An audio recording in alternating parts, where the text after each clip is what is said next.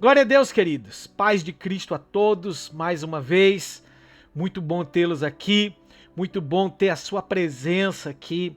Muito bom saber que estamos juntos no mesmo propósito, orando, intercedendo, clamando ao Senhor e também meditando na palavra de Deus. E nós estamos nesse tempo orando e clamando, intercedendo e meditando na passagem de Lucas, capítulo 16, e hoje a parábola que vamos nos debruçar, já estamos desde ontem meditando nessa parábola, orando e pedindo ao Senhor direção do Senhor, é na parábola que nós conhecemos, a parábola do rico e do pobre, ou do rico e de Lázaro. E ontem nós tivemos o prazer de ouvir Alex ministrando, né?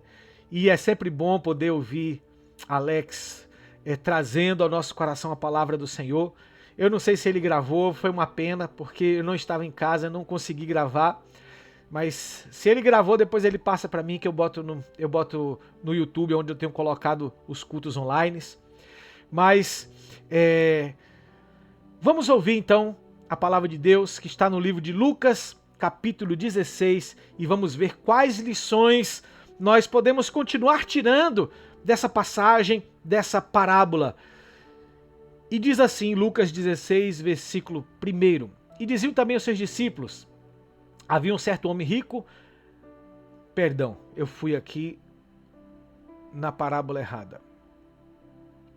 Eu fui do versículo 1.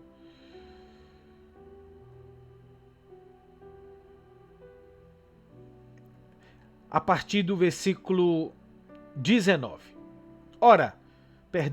Lucas 16, 19 diz assim: ora, havia um homem rico, e ele vestia-se de púrpura, de linho finíssimo, e vivia todos os dias regalada e esplendidamente.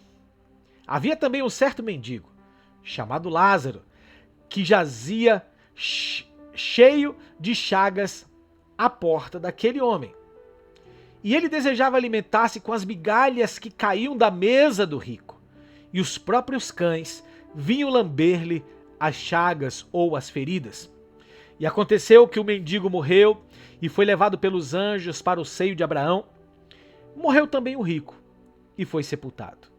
E no inferno ergueu os olhos, estando em tormentos, viu ao longe Abraão e Lázaro no seu seio. E clamando disse: Pai Abraão, tem misericórdia de mim, e manda Lázaro que molhe na água a ponta do seu dedo e me refresque a língua, porque estou atormentado nesta chama.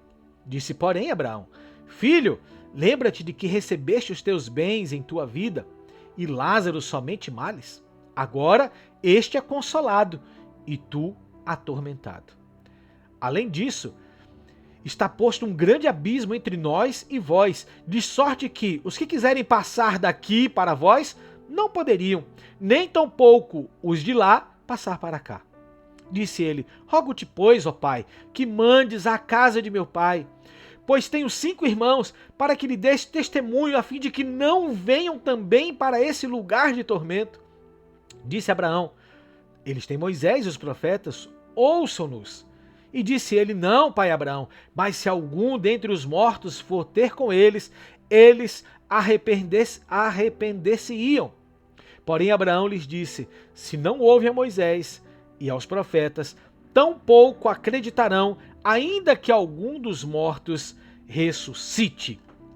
E o nosso tema hoje é: onde você vai passar a eternidade? Nós estamos meditando na série Um Passo de Cada Vez, e meditando e aprendendo com as parábolas de Jesus. E essa parábola essa passagem nos traz muitas lições, muitas lições. Nós podemos, inclusive, e segundo muitos teólogos, eles acreditam que essa não seja uma parábola, mas Jesus esteja contando algo que aconteceu, porque diferente das parábolas, ele cita nomes. Ele cita o nome de Lázaro, ele cita o nome de Abraão, então ele está citando ali o nome de algumas personalidades. Então, devido a esses detalhes, esses teólogos, e a maioria dos teólogos concordam com isso, que isso não é uma parábola, não é uma história criada por Jesus para contar para os publicanos e pecadores e aos discípulos, mas é uma coisa real que aconteceu. E nós podemos tirar muitas lições desse trecho, muitas lições dessa história que Jesus nos contou. A primeira lição que eu quero que você tenha em mente é que Jesus não está falando contra a riqueza e nem a favor da pobreza, como o Alex muito bem citou ontem. Não é pelo fato da pessoa ser rica e ela viver uma vida com poucas privações que ela está destinada ao inferno, e é simplesmente o fato da pessoa passar sofrimento ou não ter recursos financeiros, ela esteja com o passaporte carimbado para o céu. Não, não é isso que a passagem, que essa parábola está nos ensinando, que ela está nos mostrando. Porque se uma pessoa estiver recurso financeiro, mas o coração dela não estiver no dinheiro, estiver em Cristo, se ela amar o Senhor, se ela servir ao Senhor, se ela usar dos recursos que ela tem para abençoar a obra do Senhor, nós cremos e que se ela confessar Jesus Cristo como Senhor, claro, então ela tem ali a salvação em Cristo Jesus. E se uma pessoa que não serve a Jesus, não glorifica o Senhor, não entregou a vida dele, vive numa vida de escassez, vive em pobreza, mas faz o mal, pratica o mal, é mentiroso, essa pessoa tem o lugar destinado. E a pergunta que foi sugerida para esse tema é: onde você vai passar a eternidade? E eu já fiz essa pergunta algumas vezes, e algumas pessoas dizem assim: eu não sei, Deus que sabe. E transfere a responsabilidade do seu destino a uma resposta muito genérica. Deus que sabe. Claro, Deus sabe. Deus sabe quem vai estar lá com ele. Deus sabe quem vai para o inferno. Deus sabe. Mas cabe a você e a mim ter certeza de nossa salvação. Como nós podemos ter certeza da salvação? Como nós podemos ter certeza de quando chegar a nossa hora? Para onde nós vamos? Colocando a nossa vida nas mãos do Senhor, servindo ao Senhor e o Espírito Santo morando em nós. E mesmo em momentos que a gente venha pecar, que a gente venha errar, o Espírito Santo nos leva ao arrependimento, nos leva a uma caminhada de retidão com Cristo Jesus. E a pergunta é: onde você vai passar a eternidade? O certo é que existem dois lugares. E aqui nessa passagem deixa bem claro o céu e o inferno. E uma das coisas que me chama a atenção é que o inferno é um lugar bem real. É um sofrimento bem real. Observe a expressão daquele homem. Ele pede para que o pai Abraão envie Lázaro para que com uma gota de água toque na sua língua. Então imagine o sofrimento que aquele homem está passando. Eu não sei qual é o tipo de corpo que ele vai ter e qual é o tipo de estrutura que ele vai ter, mas ele vai sofrer no corpo dele. Ele vai sofrer um tormento eterno na vida dele. Quem escolher esse lugar, e muitas pessoas não escolhem esse lugar, não diz assim: eu vou pro inferno, eu quero ir para o inferno, não é uma escolha declarada, mas o fato de não escolher Jesus, o fato de não servir Jesus, o fato de querer ganhar a sua vida aqui nesse plano, vai perder a sua vida, porque Jesus disse: aquele que quiser ganhar a sua vida, perdê-la. Mas quem perder a sua vida por amor a mim, achá-la.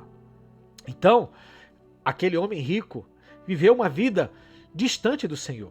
E olha que vida boa esse cara viveu, viu? Que vida invejosa para muitos olhos aquele homem viveu.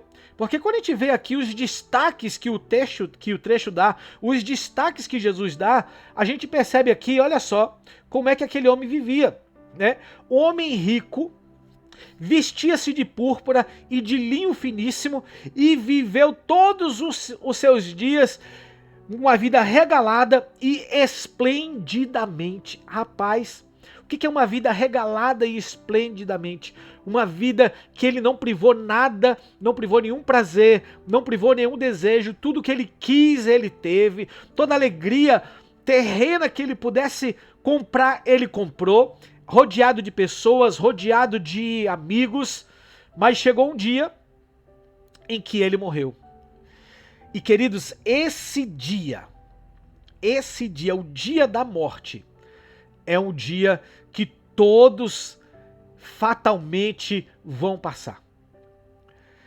Não, nós chegamos aqui com uma senha. Eu costumo dizer que cada um tem uma senha. E quando chamam aquela senha, né, a gente vai, né? A gente não sabe qual é a senha, a gente nasce e recebe uma senha. Quando chama a senha, partiu, eternidade. O que você pode fazer, queridos, para mudar o seu destino, o que você pode fazer para mudar a sua eternidade é nesse plano. Porque depois que a gente morrer nesse plano, depois que a gente for transferido desse plano, dessa vida, para a eternidade, não podemos fazer mais nada. Aquele homem, e Abraão disse, olha, existe um grande abismo entre os que estão aqui e os que estão aí.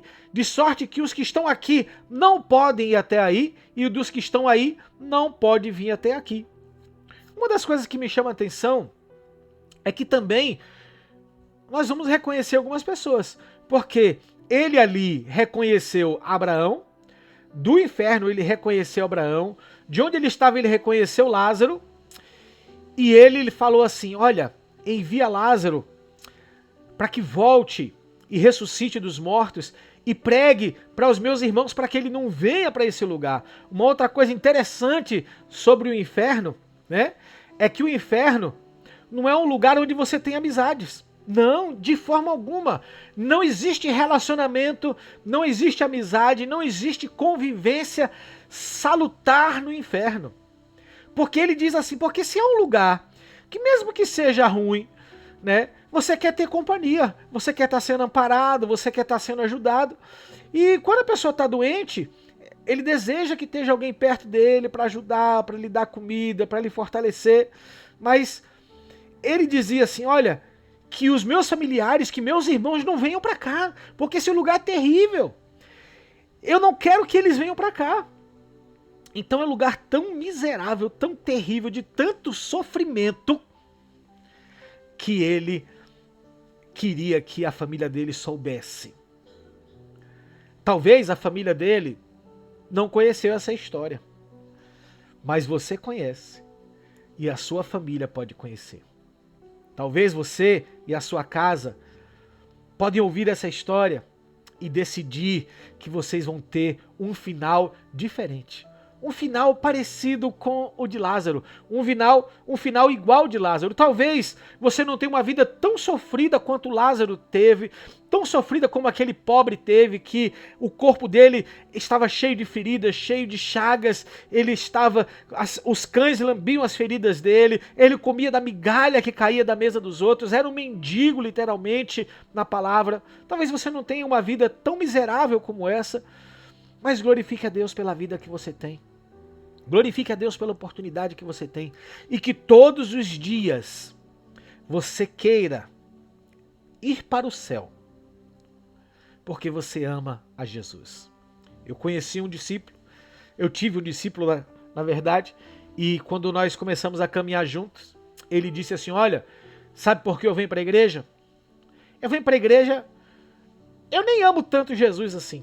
Não é nem tanto assim o amor que eu tenho por Jesus, mas eu tenho medo de ir para o inferno. Era aquela a realidade dele.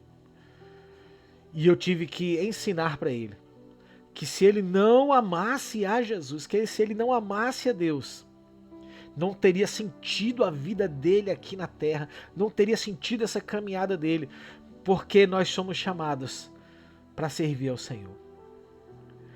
Onde você vai passar a sua eternidade? Você pode fazer a diferença para você em primeiro lugar e para sua família.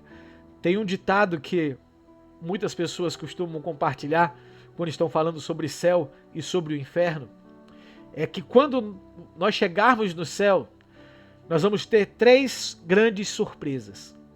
Quando a gente chegar lá no céu, vamos nos surpreender com 3 coisas. A primeira dela, a gente vai encontrar pessoas que a gente não esperava encontrar lá. Nossa, fulano de tal, você aqui? Rapaz, eu pensei que você ia pro andar de baixo. Tô surpreso, hein? Você por aqui. Essa é a primeira surpresa. A segunda surpresa é que a gente não vai encontrar algumas pessoas que a gente esperava encontrar. E você vai estar falando, fulano de tal, cadê fulano de tal? Onde será? Rapaz, e você vai olhar, né? Porque segundo o trecho aqui, se o rico via Lázaro e Abraão conversava com o rico, assim, tinha uma certa comunicação. Rapaz, olha ele lá, eu não acredito. Quem? Meu Deus do céu! Ele foi lá para baixo, Segunda surpresa. E a terceira surpresa é que se você encontrar no céu pessoas que você não esperava, se você não encontrar no céu pessoas que você esperava encontrar, é porque você está lá. A terceira grande surpresa é que você vai estar no céu também. Que você possa viver para viver essa surpresa. Que você possa caminhar para estar nesse lugar. Porque temos um tempo que nós podemos decidir a nossa eternidade. Se eu dissesse para você o que você vai fazer nos próximos 5 segundos, vai definir como você vai passar o resto da sua vida. O que você faria nos próximos 5 segundos? Se eu dissesse, olha, você tem 5 segundos agora, e aquilo que você fizer agora nesses 5 segundos vai mudar todo o seu destino, ou para bem ou para mal, ou para morte ou para vida. Como é que você ia agir nesses 5 segundos? Ia agir de uma forma que você pudesse influenciar para o bem e influenciar para a vida o seu futuro. Sim ou não? Pois é, a nossa vida, Tiago vai dizer, a nossa vida aqui é como um sopro, é como uma neblina que logo aparece e logo se vai. Quem já passou um dia de neblina, amanheceu, estava neblina, e quando ele menos espera, a neblina dissipou. Assim é a nossa vida, comparada ao que nós temos a viver na eternidade. Então, querido, querida, não brinque com o seu futuro. Firme os seus pés na rocha chamada Jesus. Coloque a sua vida no altar do Senhor. Diga não aos prazeres passageiros. Diga não ao pecado, porque o Senhor, Ele te garante que não existe pecado, que não existe tentação, que Ele não te dê força e graça para que você possa vencer e suportar. Vença as tentações, seja aprovado nas suas provações, porque existe uma coroa da vida esperando por você. Agora que você vai agir, que você vai caminhar para definir a sua eternidade, que você seja um instrumento para influenciar a sua casa, influenciar a sua família, influenciar os seus amigos, influenciar todas as pessoas que estão à sua volta ou que você cruzar com elas, para que elas também tenham o mesmo destino que você está trabalhando para chegar, caminhando cada dia para chegar, que é no céu. Ninguém vai ao Pai se não for por Jesus. Deus te abençoe. Receba essa palavra em nome de Jesus.